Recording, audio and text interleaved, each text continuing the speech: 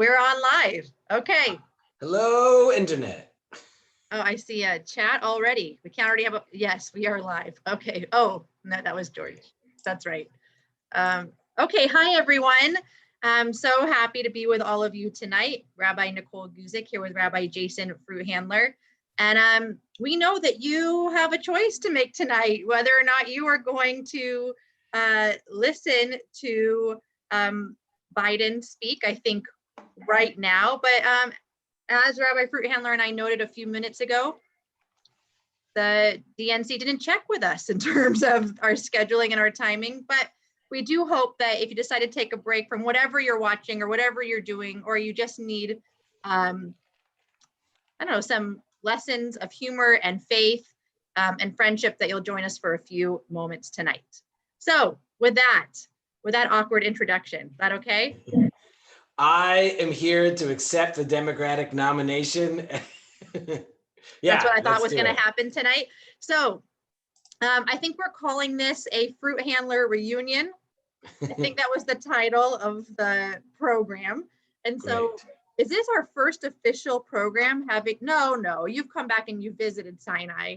Yeah. And I think you gave a drosh from the Bima, but that was like how many years ago already? Yeah, but I don't think I was given permission. I think I just walked on the Bima and took That is true, but that was kind of like the theme of your work here at Sinai. In fact, I think you actually said that to us many times, right? Yes. Ask forgiveness later. Don't ask for permission. Ask for forgiveness later. Yes. It's a good lesson. So anyway, I'm gonna for those of you that have no idea who I am or no idea who this guy is on my left, as I said, Rabbi Nicole Guzik, Sinai Temple, and I'm thrilled to be in conversation with Rabbi Jason Fruit Handler. And I have a little bio here that I'm gonna share. Rabbi Fruit Handler is the rabbi of Woodbury Jewish Center. He found his passion for Judaism as a teen in USY in Westchester, New York. And that excitement led him to JTS and Columbia University for a BA in Talmud and sociology. And in rabbinical school, where we met, where my husband was your RA? Yeah. Yeah. My husband. My husband. I mean, we can talk about that later, but was your RA, and you worked with a wide range of conservative synagogues. After you were ordained by JTS, you served as the associate rabbi of Sinai Temple in Los Angeles. You worked with our religious school and our teen center and at TEAD, our young professional community. And I think this is my favorite line. There's another favorite line coming up, but one of my favorite lines of your bio. At Sinai, Rabbi Fruit Handler was known for his kind demeanor, his open acceptance of all people, and for raising the energy level of the congregation. So in other words, before Rabbi Fruit Handler arrived to Sinai, we were pretty boring, is what you're trying to say. Yeah. Okay, I'll own it. But I would say that's very, very true. Rabbi Fruit Handler, not the boring part, the bringing the energy. When I arrived at Sinai Temple, yeah, 2 rabbis had left a year before. And I walked in, you weren't bored. You guys were tired, just trying to keep up. Tired. That's fine. It's okay. Rabbi Fruit Handler feels it's his role as a rabbi to be a bridge between the unique circumstances of each community member's life and the depth of wisdom and meaning our tradition has to offer. And maybe we can revisit that line, because I'm curious if that's still the essence of your rabbinate. He hopes to get to know each member of Woodbury Jewish Center. I'll ask you to name each and every one of them later. He's been happily married to Jesse since 2006, and is immensely proud of his 2 beautiful, insightful children who feel like an extension of our own family, Liba and Micah. And said, when you can squeeze in a few moments between being a rabbi and husband and father, you're likely to find him at the movies with a Diet Coke in hand. True? No. Yay! Had a feeling that would be the case. I have my coffee at 7 o'clock. Rabbi Fruit Handler at 10 p.m. has his Diet Coke in a mug. So perfect. Welcome, Rabbi Fruit Handler. So happy to have you.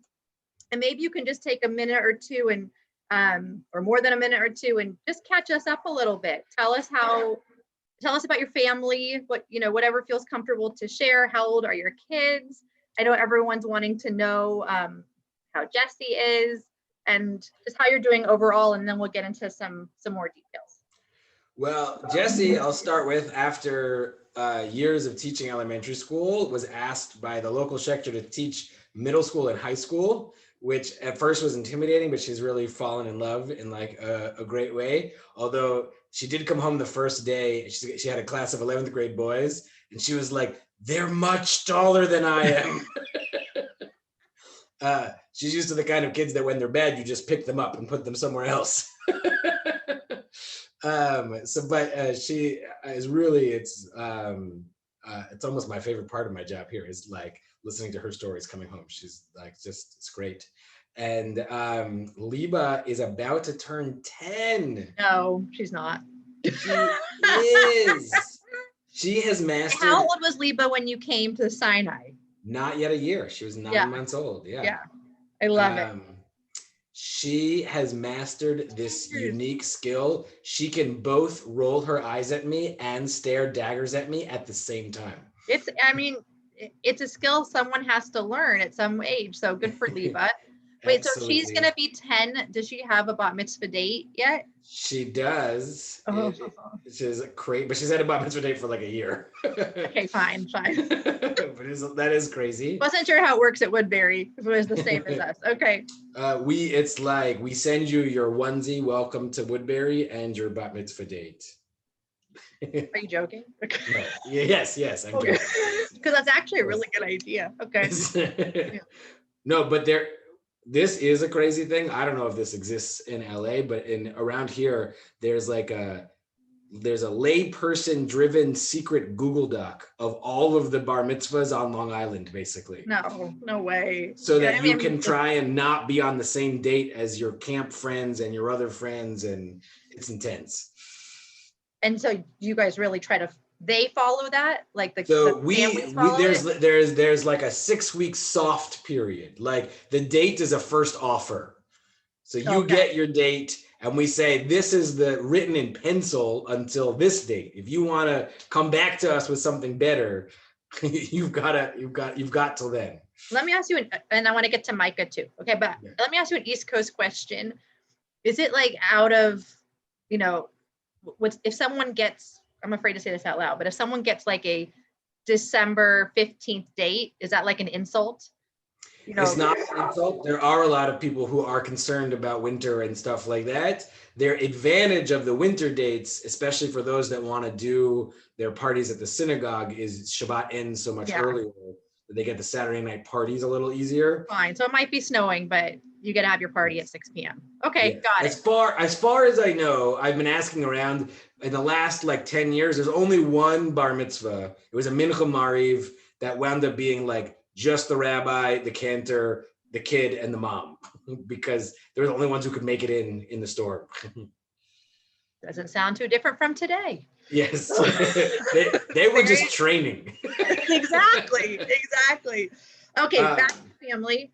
Micah is reading, which is awesome to see, but he's still essentially a feral animal. Like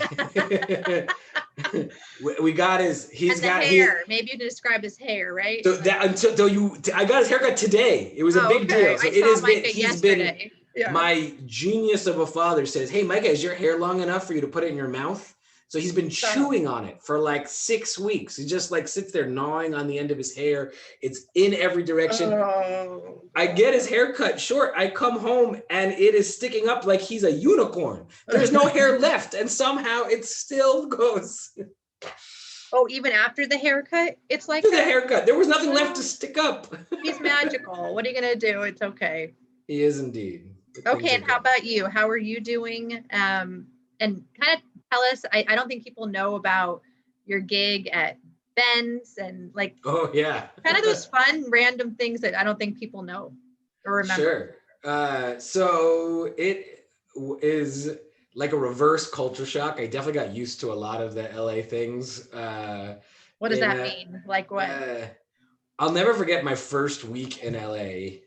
Jesse and I were at Starbucks, and Jesse was ordering whatever she ordered, and the guy started talking to her. Like, oh, how's it going? What's going on? And I was like, what are you doing? Give her the coffee. That's your job. And then I was like, oh yeah, I live in LA now. Like, this is a different thing where we like. Did I tell you that story too? When I went to visit Ayers, my husband, in Syracuse for one of the first times. So like also, you know, I had gone to school in New York City, but in one of my first times in Syracuse, and we're ordering, you know, bagels as such. And they're all getting really mad at me because I'm talking to the guy behind the counter and I'm asking questions like, you know, do I have to have this in it? And do I have to have that in it? Is there avocado? And they're like, there's no avocado in Syracuse. Like, I don't know what you're talking about. Anyway, yeah. So I get the difference between the East Coast, West Coast. So going back to that, and there is a lot more comfort with cookies on the East Coast, I find, which is like its own thing. What do you mean, like acceptance in eating them? Yes. or just like acceptance in general, like it's okay to put out whatever. Both of those things, yeah. Okay. There's still a lot of healthy eating and all the rest and stuff, but maybe it was just Sinai. I don't know, but that was. That's an LA. I think that's an LA thing. It's like it'll be an LA thing. Yeah. So it is. This is a story that Sinai people will really get about the transition. After, hey, Chloe, what's up? Go Clevion. Says Chloe Levion says Rabbi Fruit Handler brought the Ruach. So it means I'm full of hot air. Keep going. And by the way, with that, so we could see that on the chat. If people have any kinds of questions or comments that they want, and so many people are saying hello. So, you know, if you want to ask a question and we'll kind of vet it out and see, you know, if Rabbi Fruit Handler is ready to kind of be on the spot here. Yeah. So feel free to put your questions in the chat and we'll see what we can do. Yeah. After my first high holidays, someone came up to me and said, you know, you're a very good speaker. And it, besides being a kind thing, I was like, oh, because Whoopi was always there, it was always, you know, for a young kid, you're not bad.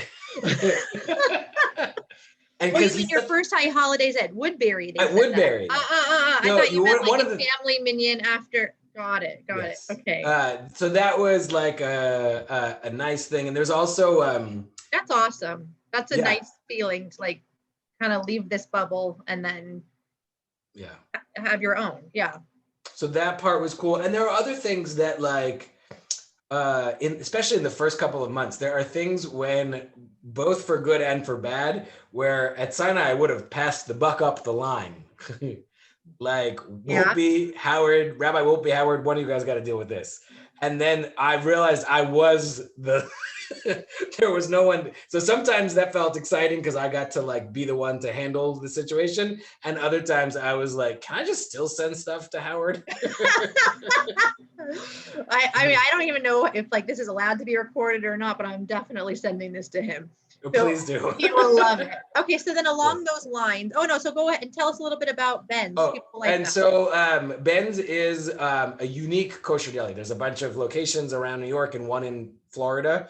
That, by the way, is the Florida thing is also a big part. Like everyone either has a relative or partially lives in Florida around here as well, which is like not a thing in LA. No. But there's this kosher deli that's not galat kosher. It is the mashgiachim, the people who keep it kosher, are all conservative rabbis.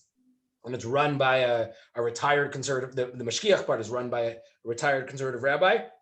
So a lot of us like take a shift. So I have like 2 weeks where every day I'm like walking behind the scenes at the restaurant, looking at all the stuff. Did everything come in right? In fact, we had like the delivery company was just bought by a larger company, and they were sending like wrong stuff. So we had like a mashgiach emergency. Wow.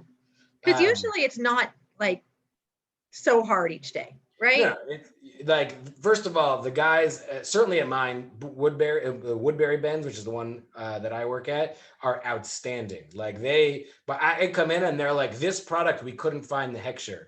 I'm like, this, it is a wonderful thing to have someone who like definitely not a part of the Jewish community, but like gets this piece of it. And like, it's a cool thing. And was that something that like a job that you found, or was that kind of part of the rabbi job at Woodbury? Like, how did that land?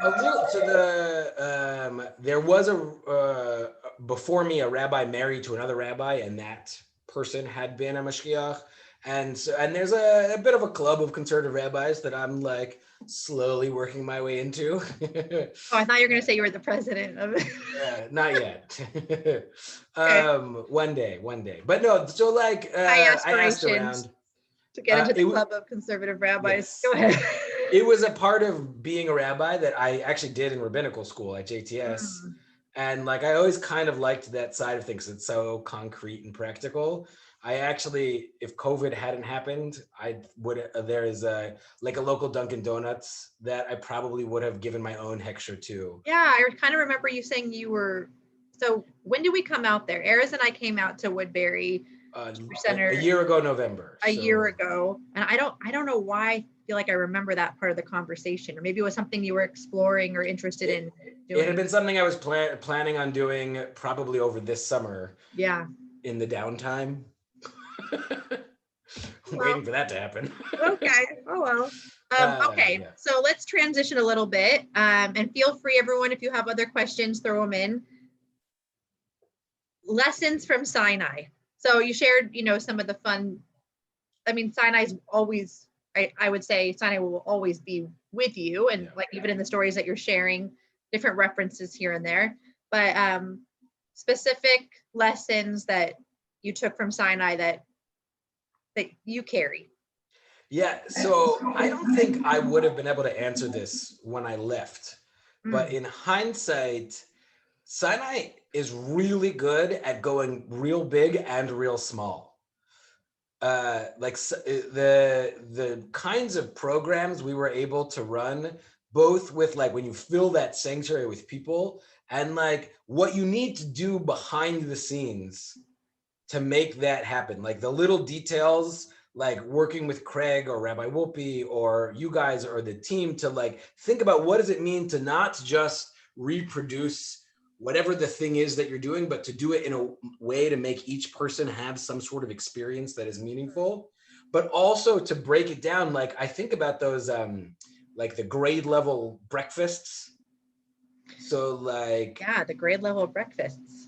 Back when you could come together. No, I just like, as you're saying this, this is giving me a little bit of, I hope it gives other people too, maybe other rabbis that are listening, a little bit of inspiration. We can still do grade level breakfasts. Yeah. Like we got to still do things like that. But and like other times when there were breakout rooms after, but just the ability to run the real big and the real small, and the essential component of both of those is just the standard of like asking yourself, what is the experience of the person who comes in the room? It was always like, without even being talked about, so high and like so intuitive to like make sure those things were done well. And Sinai's not a quiet community. So, but the ability to take in lots of different feedback in lots of different forms and always continue to reevaluate, it's something I really take with me, and I don't think is always found. So, especially now that I'm out in the wide world, is always found everywhere. And have you, I don't want to put you on the spot, but like when you think of the big and the small, and I really appreciate that. I like thinking in that way, that Sinai has that ability. How do you do that at Woodbury? Yeah, so I think you watched it on Facebook, but I had an installation last year, which was amazing. So special. Was very special, and like still more than I could have imagined. But like we worked with a volunteer group, and I worked with a donor family to sponsor the event, and we were a 400 family shul, and we had 450 people attend the installation, and we were able to do it in a way, and in the planning process, it was like, okay, we very quickly had like a 3-hour long program that no one was going to sit through.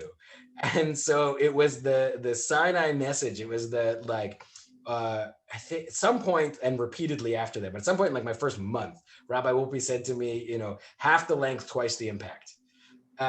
And that's truth. And so we just started scaling back. We were going to have like every elected official on Long Island speak. We were like, let's scratch that, let's scratch this, and who's going to talk for 2 minutes and 3 minutes, and like put it together in a different way. And then on the small level, when I started, I should probably pick this back up, but I called it the Relevance Project.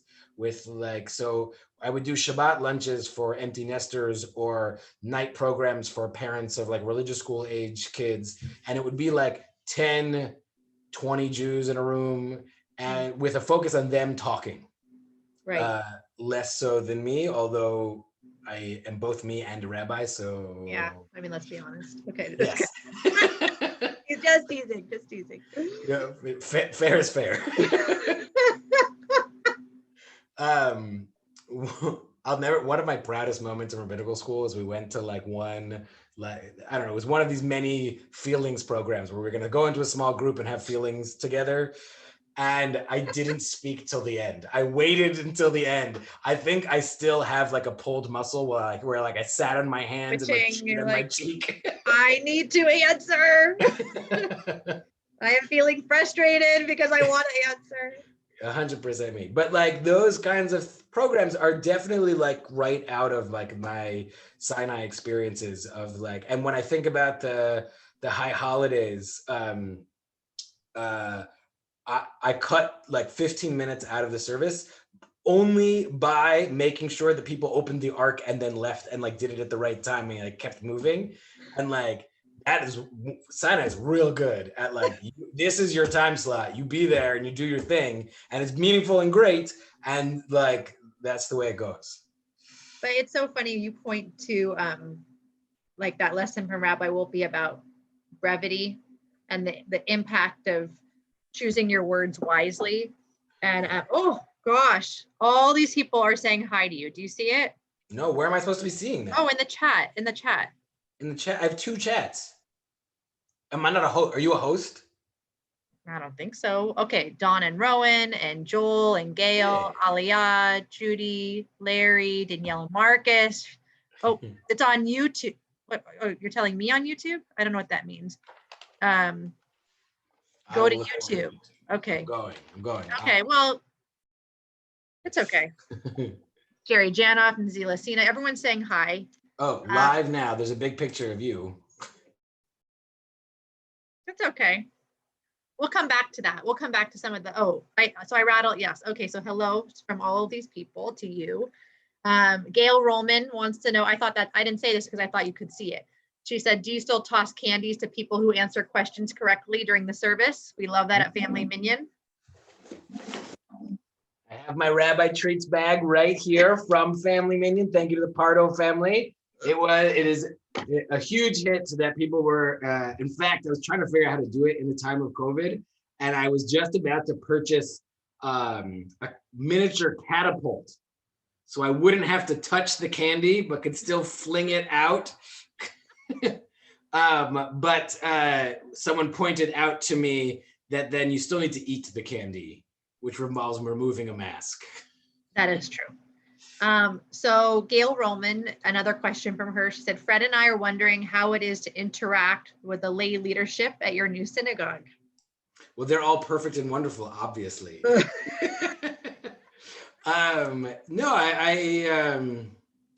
the synagogue here is going through a rebirth in a lot of ways. There is a lot of young leaders stepping into roles, and one of the things that attracted me to the synagogue, because I think we are internally, organically, and sometimes officially having conversations about what does it mean to be a leader here, and what does it mean to be a board member, and why do we do it, and what are we responsible for once we do it.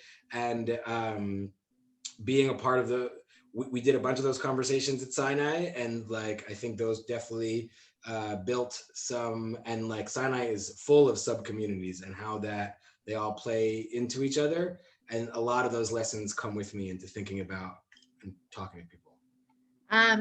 Okay, I want to get into the pandemic a little bit.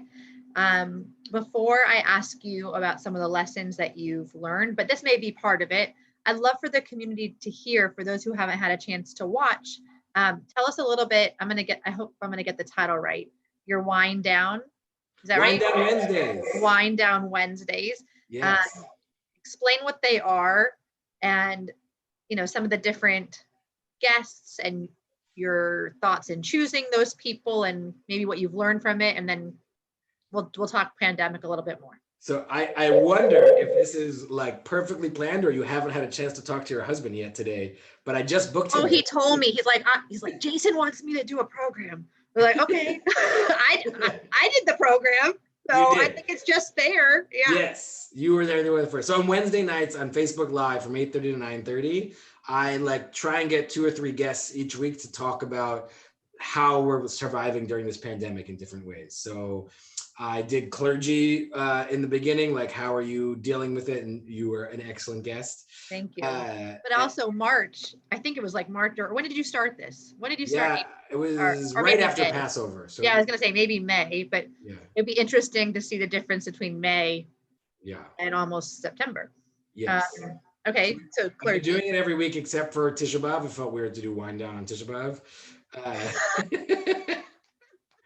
B'Av. Alcohol is encouraged. I pick a different drink each week. That's like the first 2 minutes of me just describing what ridiculous concoction. I've fallen in love with vanilla vodka and Diet Black Cherry from Dr. Brown's.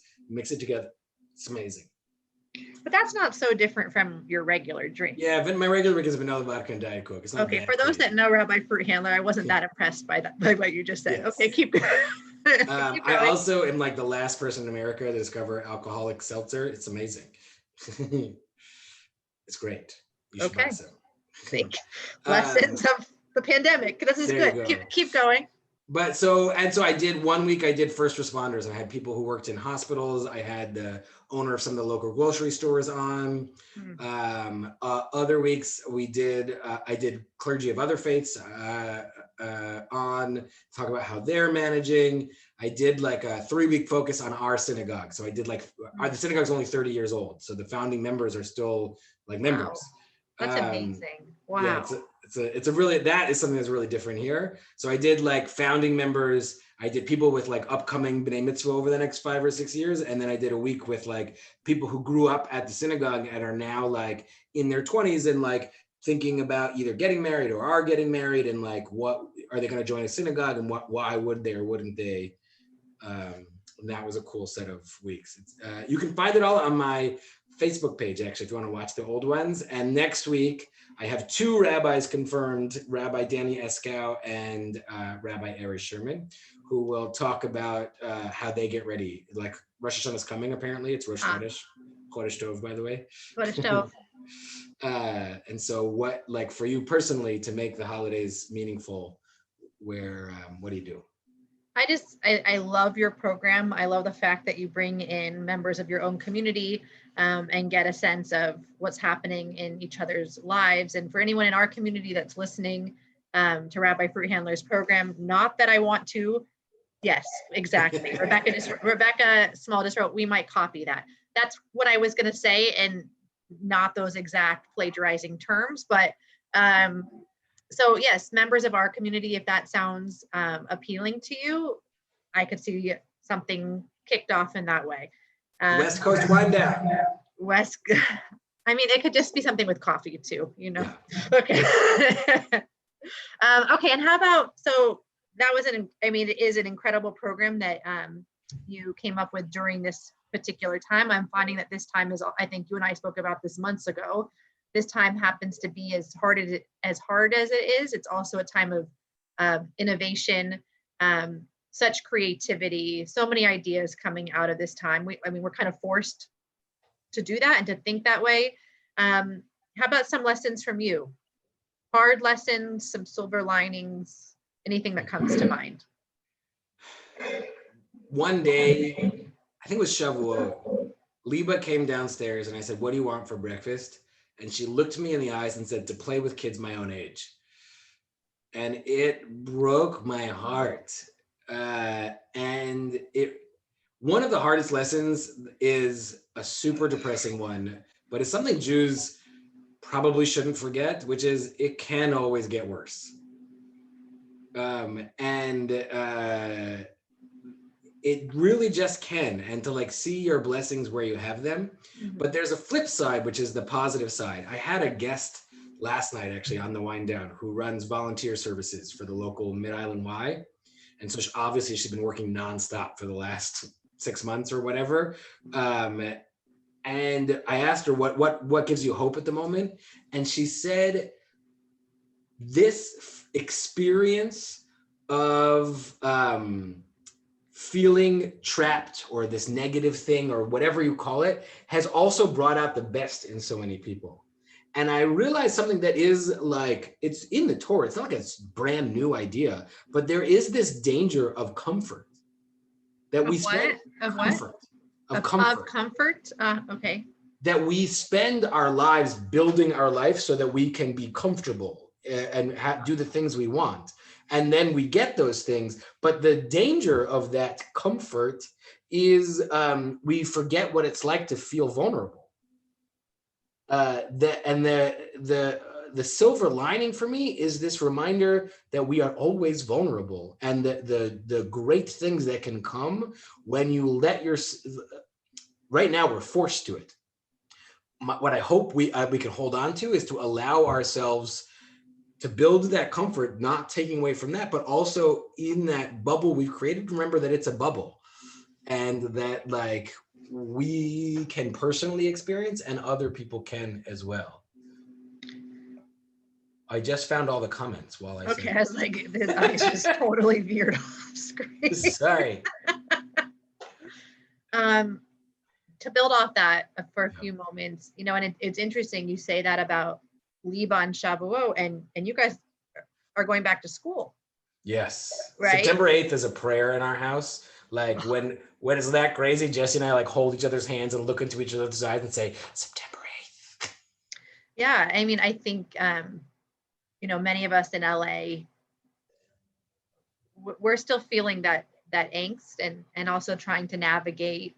I know a lot of people are starting to navigate play dates outside, and we haven't seen any friends yet. And so I think my kids are where Liba was at Shavuot. But, school's opening for preschool soon, also September 8th. So that'll be interesting. And we're just hoping, that we'll also hear soon that things have changed in the same way that things changed in such an upwards way in New York. But along those lines, when you say that idea of comfort, there are pieces. I had a Zoom call with someone today. We're Zoom calling, we're offering Zoom calls to the entire congregation. And the conversation was really wonderful. And we basically both said, it shouldn't take this to have a phone call together, right? Like we get so comfortable in the daily motions of our lives. This was so wonderful to connect this way. You know what, when this is over, let's also just pick up the phone and connect with each other this way. But I know we can say that with a lot, nightly dinner with our family, right? I should say just nightly dinner, breakfast, lunch, and dinner with our family. And I know in a few months, God willing, a few months, I think a lot of us are going to kind of miss those moments and have to kind of hold on to those moments. Yeah. It's been such a, like Jesse and I were talking about it recently. Like we think long term, we'll remember this. Thank God everyone in my family is healthy. Right. But Right. with that, and assuming that stays true, we think when we look back on this in 30 years, we'll remember it as this great time of bonding where we like got to know each other in a different way. And like, I mean, it's hard in the moment to sometimes remember that, Yeah. but like, we think that'll probably be a piece of it. Like that we just spend so much time together. Right. I mean, I hear it, and I'm sure you do too. You know, the tragic stories of congregants, family members, Yeah. and community members, and you know the economic strife. I mean, we're hearing many stories right now. Those stories are coming forth. And in terms of our family life, I pray that you're right. You know, I really do pray that you're right. That years down the line, our children will look back and say, that was a really hard time, but you know, we got to spend a lot of time, you know, with mommy and Abba. I hope so. I hope that's what it is. So along those lines, how about, oh, Gail, I love you. Gail's asking, it's like, Gail wants to know, will your High Holy Day services be in person or online? Well, as I tell all of our congregants, we do have a plan in place, but you never know how the virus could change. But at the moment, given we're below 1% positive testing rate, which is awesome. That's unbelievable. Yes. So assuming we stay around there, our plan is to do, right now we're deciding if we're going to do 1 or 2 services a day. So we might do 1 2-hour service or 2 1.5-hour services with a break in between to clean. We think we can fit safely in our, extended, ballroom sanctuary, about 100 people. It's hard to tell because if you come with 10 people, you sort of count as one because you're only bringing one set of germs. So it's sort of we're balancing those kinds of things. Interesting. Okay. And then we have hired a production company to professionally live stream our services. I met with them for a while yesterday and we did some promo videos and stuff like that. So somewhat of a hybrid is what you're saying, or? Yeah. Yes. Most of our congregation will view services online, but there is a sizable minority that have said we want to and we're ready to come back. And based on both the governor's recommendations and the advice of our health and safety committee, or I don't know what their title is, but the doctor committee, we think we can do it. So because of that low percentage, there's not the same kind of concern as there still is in LA about spreading from singing. So there is still the concern of spreading for singing. We're aiming for 12 feet apart for each cluster, maybe 8 or 10. And we're going to wear masks the whole time. The cantor and I'll be wearing masks the whole time. You are? Okay. Yeah. So the whole service you're wearing a mask. We're installing the MERV 13 or 14 filter, whichever number is the good one. I don't know. I know that Howard's getting them. We figured out there's an emergency exit door in the wall. So for chauffeur blowing, our chauffeur blower is going to stand in the doorway, facing outward with the door open. So he'll blow the sound. We'll hear the sound, but he'll blow the sound outward. So that doesn't come in. Okay, but that sounds like an amazing. It is open. Yeah, that's a lot of work, and good for you. So then, along those lines, of a lot of work to put on High Holy Days for your community, and what you've been through as a dad and a husband and a rabbi the last few months, and you bringing up the construct of vulnerability. If you're willing to be a little vulnerable with us, how has this challenged your faith? Oh, sorry. I did text you. Ask this, I texted you. I was like, that's fair. I said I was going to make a face. No, it's totally fair. I guess I wasn't expecting that to be the next question. I don't know. You want to know what my next question is? My next question I'm good. is, okay. Just give me a second. I'm stalling for a second. Process. Sorry. So my approach, I consider myself a collector of theologies. In fact, one of these rows is like all theology. In fact, I have Rabbi Sherman's book up there. Rabbi Charles Sherman. Charles Sherman. Yeah. The senior rabbi. And I really believe in a fluid faith, that like there are times when I am praying where I want to like pray to like an old dude who has all the answers and makes me feel better. Like Avinu Malkeinu, save me. Like I can't be this anymore. And there are other times when I want God to be the voice inside of me that's gonna kick my own tush to do better. Yeah. So on the one hand, I feel my faith has been ready for this moment because I can sort of flow easily from one understanding to another. Where I have felt the most struggle, I don't know how many of my congregants are watching this part, is in Daily Minyan. Partly because of the technology, in three ways. The one is like just making the technology work. I find it hard to stay in a spiritual space and like, why is Zoom freezing space? Yeah, Like, right. hard to really be in both of those places.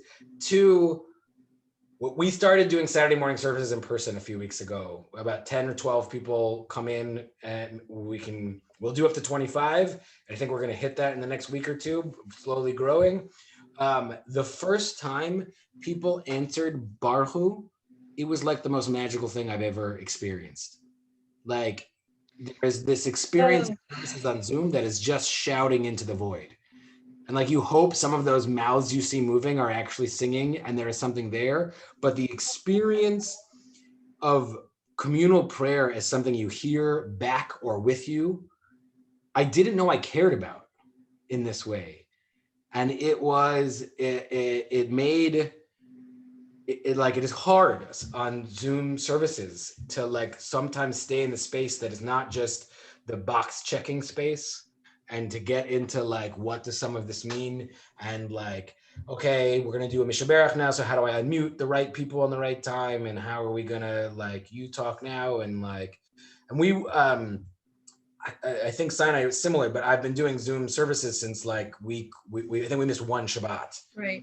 Yeah, since the first week, right? Yeah, and so that's been both comforting in some ways because it's been nice to do stuff, but it's been challenging to feel like it is an experience. And finding my belief in God has not been challenged, but my ability to find God has been challenged. And I'm just going to throw it out there. I mean, when you said your ability to find God, and I imagine part of it is also I mean, maybe this hasn't been a challenge for you, but it sounds like it with the technology, the ability to help others continue to find God, and I really just mean that in the sense of when you were describing the medium of technology, it's hard to convince people, well, you can have the same spiritual experience as you always do. And I never, I don't try to qualify it. I usually say it's not the same. This is just not the same. Don't pretend it's going to be the same. But you do hope that we're getting some kind of spiritual experience even through the screen. I will say I do have almost this. I have two conversations with every family after they've lost someone, unfortunately. One is they say, I don't think we're going to do this Zoom Shiva thing. What's this about? Right. I say all the time, like, I totally get that. It is like my gut reaction as well. I will tell you, each time people have found a way to connect with family members in like a way that it's different than being in person, but there's also some benefits and something. So I encourage people to try it. And then the other thing I say is you need to know that if you're going to do Zoom Shiva, that the first 5 minutes goes like this. Hello, can anyone see me? Am I being heard? Who's on? And there's always someone on the phone being like, I don't know if it's working. I don't know if that maybe they can hear me. And that goes for like 5 minutes until I mute everyone and say, thank you very much. And because in the beginning, I tried to like interrupt, but it just doesn't work on Zoom. I'm like 100% convinced Zoom was not created by Jews because you can't interrupt people. No, I'm just thinking like that's exactly how you should start your High Holy Day sermon. Yeah. Like, I'm not joking. Like with that exact beginning, and then say, this is how God feels every single day. That all we're doing all day is saying, can you hear me? Like, why aren't you listening to me? Can you see me? And all God wants to do is say, I gotta mute you for a few seconds, guys. Yes. Anyway, maybe I'll play around with that too. Okay, I want to maybe lighten it up for a second, but I will lighten it up in 1 second. I just want to speak to that faith question. I can't help but also, jump on it. Please. And I, in some ways, I feel like I've been saying often, they didn't train us for this in rabbinical school, right? Like there was no, okay, in your major catastrophes class, like this is how you're going to handle, when everything gets shut down, here is your sermon on faith and hope and God for every single week for the next 6 months. And then at the same time, I wake up some mornings and think, no, that's exactly what they trained us for. Yeah. It's exact. And I think many of us are kind of finding our rabbinic voice in a way that we haven't before.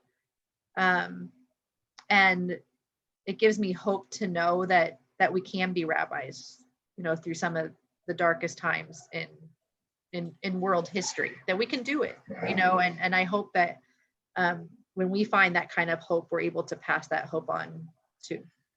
I'll share 2 quick stories, one up, one down. The down. So I had a bunch of congruence, like you got to talk about where's God and all this. You got it. So I gave a sermon on like what do you do when it feels like God's not answering your prayers? And I thought about it a lot, and I thought I crafted a careful message. And one of the people in the room said, "Oh, I loved your sermon. I wish you could do a sermon on like, what do you do when God doesn't hear your prayers?" And I was like, ah! I was like, Okay. So there is that on the one hand, and on the other, there is a repeated conversation I have similar to what I just said of like, people, when we started coming back, we heard from a number of people, I'm too afraid to come back. And then we said, you don't have to, but we could use the help to get a 10 in the room. I said, okay, I'll try it. And they said, oh my God, that was so nice to be able to come back. And when we other times on like a Zoom, even a weekday minyan, like, oh, Rabbi, like I never know, can anyone hear anything? Is it freezing the whole time? And someone will say, that was exactly what I needed to hear. Thank you. Or other times. And so I felt both the up and the down. I felt those moments where I was like, thought I finally, and then other times when it's been good. So yes. Beautiful. Okay, so I'm curious if during these few months, for those who know Rabbi Fruit Handler, and you can already see in the background, superheroes, Superman. You're going to get mad at me because I don't really understand all those things like the Marvel stuff. Superman's DC. Just I don't know. I don't know any of this stuff. But do you have like a different favorite? Do you have a different favorite superhero? Like, has there been like kind of a switch in your superhero life during the last few months? Well, the short answer is no. The long answer is it has I don't think that this is just because of COVID, but I think it's become more intense because of COVID. Okay. Which is a slowly shifting view of superheroes. Like I used to love superhero movies because it was just nice to imagine a world where you knew who the good guys and the bad guys were. And the good guys, if they worked hard enough, could win. Like it was just like a safe place to be, and like that was great. Slowly but surely, it is. I've found there is a thing that happens in almost all superhero movies at some point where the superhero can only succeed because regular people help them. Like, because other people like break down their like normal day to day and like support them in some way, shape, or form.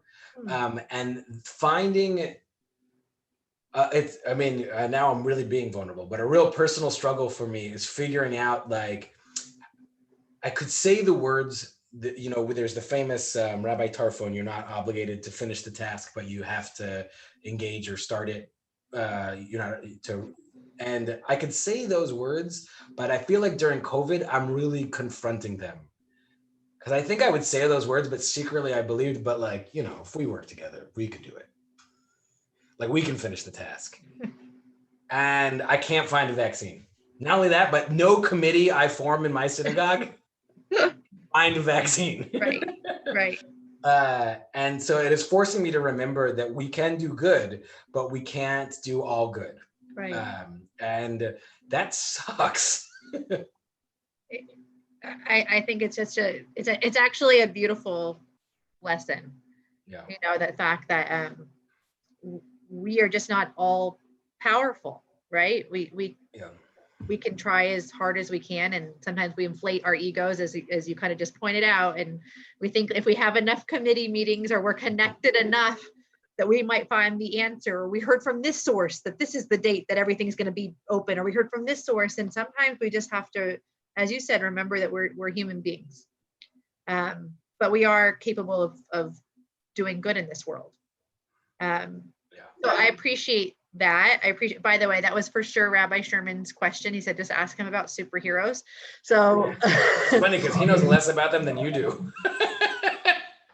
I don't think he was going to like provide a background for it. And in our house, although we have not really gotten into the whole superhero thing, I think you'd be proud that of all the children, Henry is really into Star Wars. Yes. I know. And I think this is you too. We're watching all the Harry Potter movies right now.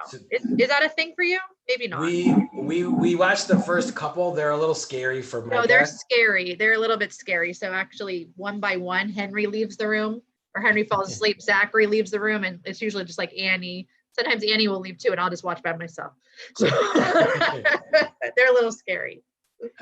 Yes, but we actually just watched the episodes 4, 5, and 6 Star Wars. We've been doing a weekly family movie night. Oh, I love it. Each member chooses their movie, and I basically bribed and cajoled Liba into other family members can veto a movie, so no one has to watch something they really don't want. Oh. But some highlights of that, since you asked or didn't, but I'll tell you anyways. We watched the Muppet movie, which was great. And at the opening scene of the Muppet movie is like a big, like wide shot that zeroes in on Kermit singing the Rainbow Connection. And Micah goes, "Who's that green frog?" And I was like, "You're like, fail." So amazing. So that was great. And watching the Star Wars movies has been really great. We watched Ratatouille as a family, which was it's just like a fun movie. It's good. Just fun and cute.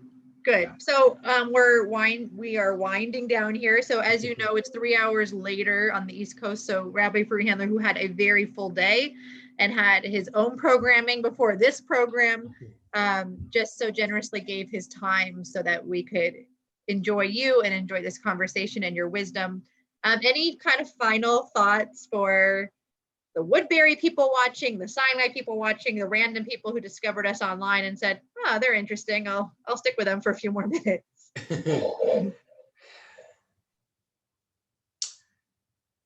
Yeah, I guess the thing that keeps me up at night is at the moment is